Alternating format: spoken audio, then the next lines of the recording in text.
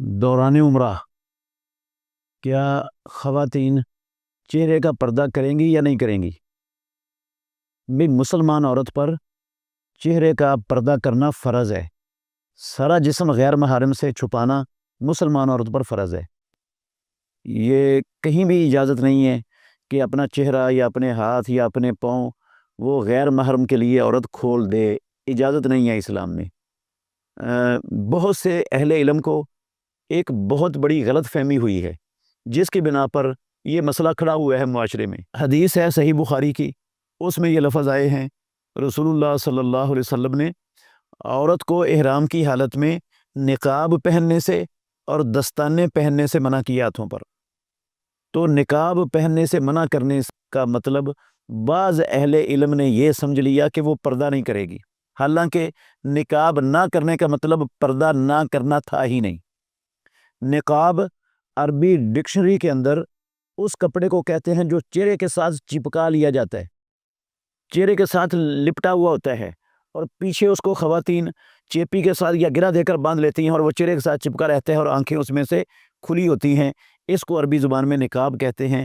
یہ جو چہرے کے ساتھ چپکا ہوا لپٹا ہوا کپڑا ہے، کس کے باندھا ہوا ہے، یہ نہیں پہننا. اس کا مطلب یہ کہاں سے نکلا ہے کہ پردہ نہیں کرنا؟ پردہ تو کرنا ہے. حدیث ہے، ام المومنین عائشہ صدیقہ رضی اللہ تعالی عنہ کہتی ہیں کہ ہم رسول مکرم صلی اللہ علیہ وسلم کے ساتھ حجۃ الوداع میں تھیں، تو جب ہمارے سامنے کوئی غیر محرم آتا تھا تو ہم میں سے ہر عورت اپنا کپڑا اپنے چہرے پر لٹکا لیتی تھی، چہرے کا پردہ کرتی تھیں. وہ احرام کی حالت میں تھیں اور چہرے کا پردہ کر رہی ہیں. اگر چہرے کا پردہ درست نہ ہوتا تو محمد رسول اللہ صلی اللہ علیہ وسلم کے ساتھ ہیں، ہماری مائیں ہیں امہات المومنین، وہ اپنے چہرے پر پردہ کیوں لٹکاتی؟ اس کا مطلب ہے پردہ نہیں ختم ہوتا. یہ حدیث حسن درجے کی ہے، شواہد کی بنا پر یہ حدیث حسن ہے.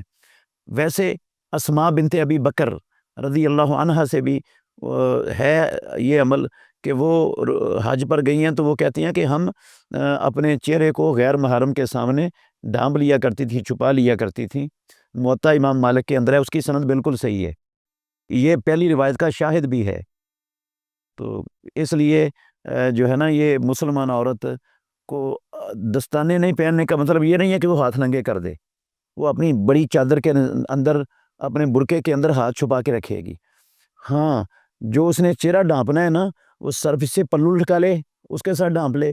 ٹوپی والا برقع جو ہمارے یہ پٹھان لوگ پہنتے ہیں، بہت عمدہ پردہ ہے، وہ پہن لے.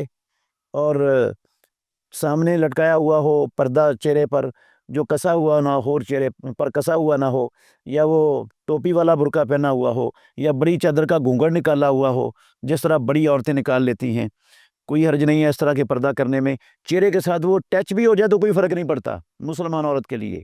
صرف وہ چہرے کے ساتھ لپٹا ہوا نہیں ہونا چاہیے، بس اس سے منع کیا ہے محمد الرسول اللہ صلی اللہ علیہ وسلم نے.